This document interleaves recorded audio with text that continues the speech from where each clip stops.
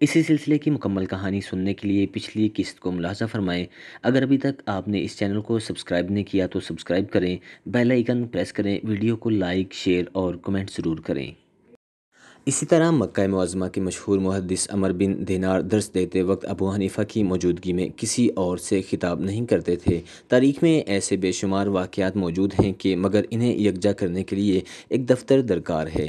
مختصراً یہی کہا جا سکتا ہے کہ ابو حنیفہ کی زندگی کے اس پہلو کو دیکھنے کے بعد قرآن حکیم کا وہ فیصلہ یاد آتا ہے جس میں وضاحت کے ساتھ خداوند ذوالجلال نے اپنی مرضی بیان کی، ہل جزاء الاحسان الا الاحسان، احسان کا بدلہ احسان کے سوا کچھ نہیں ہے۔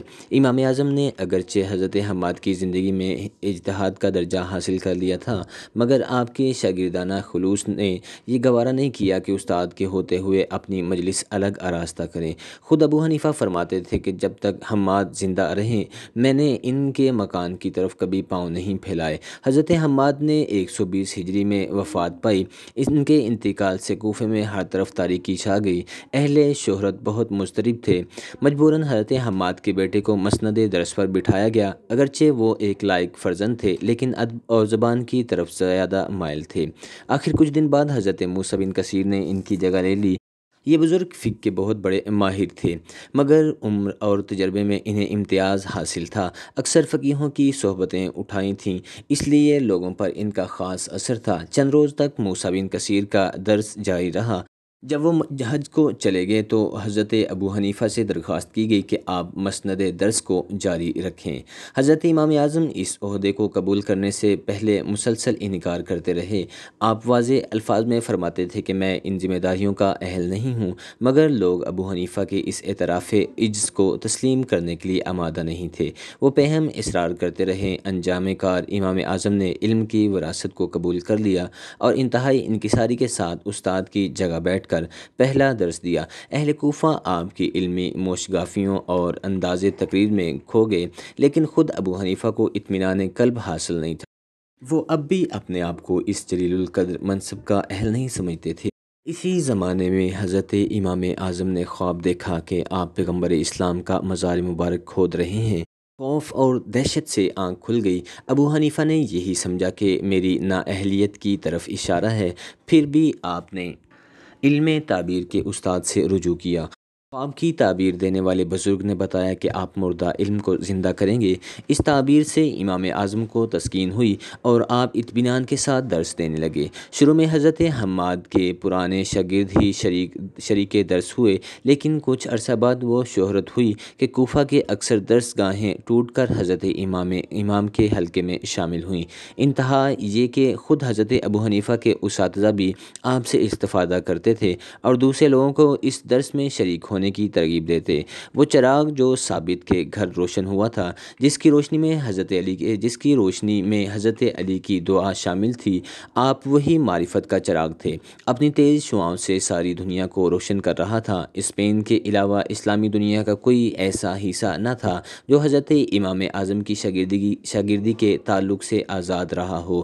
جن جن مقامات کے رہنے والے آپ کی خدمت میں حاضر ہوئے، ان سب کا شمار ممکن نہیں۔ حضرت امام کا حلقہ اثر کسی طرح بھی خلیفہ سے کم نہیں تھا۔ ابو حنیفہ کی اس شہرت اور عظمت کو دیکھ کر بعض کم نظر حضرات نے آپ کو عراق کے سیاسی انقلاب میں ملوث کرنے کی کوشش کی، مگر یہ محض خیال خام تھا، ایک پرفریب بدگمانی تھی۔ شاہ عبدالعزیز محدث دہلوی نے حضرت زید بن علی رضی اللہ تعالی عنہ کی بغاوت میں حضرت امام کو بھی شریک قرار دیا۔ یہ واقعہ 131 ہجری کا ہے۔ اس وقت ہشام بن عبد الملک خلیفہ تھا۔ حضرت زین بن علی خاندان سادات سے تعلق رکھتے تھے اور ابو حنیفہ کو سلسلہ اہل بیت سے ایک خاص عقیدت تھی۔ شاید اسی غلط فہمی کی بنیاد پر حضرت زید علی کے ساتھ امام کا نام بھی شامل کیا گیا۔ 125 ہجری میں ہشام کا انتقال ہوا۔ خلافت کی ذمہ داری ولید بن یزید سے منتقل ہوتی ہوئی مروان تک پہنچی۔ بہت عرصے سے عباسی خلافت کے لیے زیر زمین کام ہو رہا تھا۔ مروان کے عہد میں یہ تحریک زیادہ شدت اختیار کر گئی۔ ابو مسلم خراسانی نے تمام ملک میں سازشوں کا جال بچھا دیا تھا۔ بیشتر فسادات کا مرکز عراق تھا اور عراق میں خاص طور پر شہر کوفہ۔ مروان نے سیاسی رشتہ داریوں کو ختم کرنے کے لیے یزید بن عمر کو عراق کا گورنر مقرر کیا۔ یہ شخص نہایت جلد اس نتیجے پر پہنچ گیا تھا کہ علماء کرام کی شمولیت کے بغیر حکومت کا استحکام ممکن نہیں۔ یزید مذہب کے ستونوں پر ایوان خلافت کی تعمیر کرنا چاہتا تھا۔ نتیجتاً اس نے عراق کے سارے نامور فقیہوں کو طلب کیا اور انہیں اہم ترین ملکی خدمات پر مامور کیا۔ وہ امام اعظم کو منشی اور افسر خزانہ مقرر کرنا چاہتا تھا، مگر آپ نے صاف انکار کر دیا۔ تمہیں جبراً منظور کرنا ہوگا، یزید بن عمر نے قسم کھا کر کہا۔ میں انکار کرتا ہوں۔ امام اعظم نے انتہائی باوقار لہجے میں فرمایا، تیری قسم کھانے سے میرا ارادہ تبدیل نہیں ہو سکتا۔ انشاءاللہ تو مجھے آخری سانس تک ثابت قدم پائے گا۔ یہ بڑا واضح انکار تھا اور رسم دنیا کے اعتبار سے توہین حاکم بھی تھی۔ وقت کی نزاکت دیکھ کر امام اعظم کے قریبی دوستوں نے بھی یہ سمجھا کہ آپ یزید بن عمر کی بات مان لیں، اس میں کوئی حرج نہیں، مگر ابو حنیفہ کے پائے استقامت میں ہلکی سی بھی جنبش نہیں آئی۔ آپ نے مزید فرمایا، میں تو یہ بھی گوارا نہیں کرتا کہ یزید مجھے مسجدوں کے دروازوں کو گننے کا حکم دے اور میں اس کی تعمیر کروں۔ پھر یہ کس طرح ممکن ہے کہ وہ ایک مسلمان کے قتل کا فرمان لکھے اور میں اس پر اپنی مہر ثبت کروں؟ یہ ایک ایسا جواب تھا جس سے یزید عمر کے کان آشنا نہیں تھے۔ وہ غضبناک ہوا اور اس عالم طیش میں حکم دیا کہ ہر روز امام کے 10 درے لگائے جائیں۔ کچھ دن تک اس ظالمانہ حکم کی تعمیل ہوتی رہی، مگر ابو حنیفہ اپنی ضد سے باز نہیں آئے۔ آخر مجبور ہو کر یزید نے آپ کو چھوڑ دیا۔ ایک روایت ہے کہ امام اعظم اس اذیت ناک مرحلے سے گزرنے کے بعد مکہ معظمہ روانہ ہو گئے اور 136 ہجری کے آخر تک وہیں قیام پذیر رہے۔ 132 ہجری میں وقت نے کروٹ لی، بنو امیہ کی سلطنت کا خاتمہ ہوا۔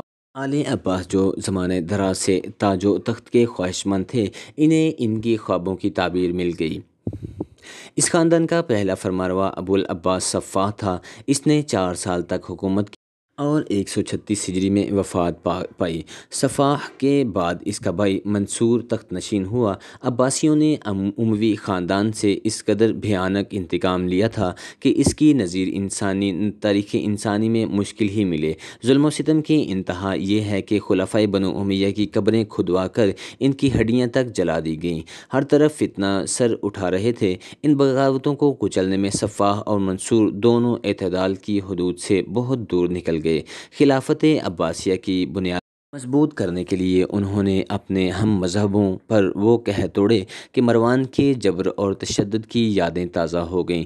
تمام لوگوں کی آنکھیں مملکت اسلامیہ کے نئے جانشینوں پر لگی ہوئی تھیں، مگر صفاح اور منصور نے مخلوق کو بہت زیادہ مایوس کیا۔ ایک موقع پر منصور نے اپنے بچپن کے دوست عبد الرحمن سے پوچھا، ہماری حکومت کو مروان کی حکومت سے کیا نسبت ہے؟ عبد الرحمن نے تمام مصلحتیں بالائے طاق رکھتے ہوئے جواب دیا، مجھے تو دونوں میں کوئی فرق نظر نہیں آتا۔ دوست کی بے باکی دیکھ کر منصور شرمندہ ہو گیا، مگر اس نے اپنی روش نہیں بدلی۔ ظلم کے شعلے یہاں تک بھڑک گئے کہ خاندان سادات بھی اس کی لپیٹ میں آ گیا۔ اس میں کوئی شک نہیں کہ سادات ایک طویل عرصے سے خلافت کا منصوبہ بنا رہے تھے، مگر صفاح کے انتقال تک ان کی کوئی سازش ظاہر نہیں ہوئی۔ صرف بدگمانی کے جواز بنا کر منصور نے سادات کی بنیادیں کھود ڈالیں۔ جو لوگ ان میں ممتاز حیثیت رکھتے تھے، ان پر زیادہ قیامتیں ٹوٹیں۔ آخر تنگ آ کر 145 ہجری میں محمد نفس زکیہ، جن کا تعلق خاندان سادات سے تھا، چند آدمیوں کے ہمراہ مدینے کی طرف بڑھے، یہاں تک کہ کچھ دنوں میں ایک بڑی جماعت پیدا ہو گئی۔ مشہور مذہبی پیشوا بھی ان کے ہم نوا ہو گئے۔ انتہا یہ کہ حضرت امام مالک نے بھی یہ فتویٰ دیا تھا۔ منصور نے جبری بیعت لی ہے۔ خلافت محمد نفس زکیہ کا حق ہے۔ نفس زکیہ نہایت دلیر اور فن جنگ سے واقف تھے، لیکن تقدیر کے فیصلوں کو کوئی نہیں بدل سکتا۔ اسی سلسلے کی اگلی قسط کے ساتھ جلد حاضر ہوتے ہیں۔ چینل کو سبسکرائب کریں اور بیل آئیکن پریس کریں۔ ویڈیو کو لائک، شیئر اور کمنٹ کریں۔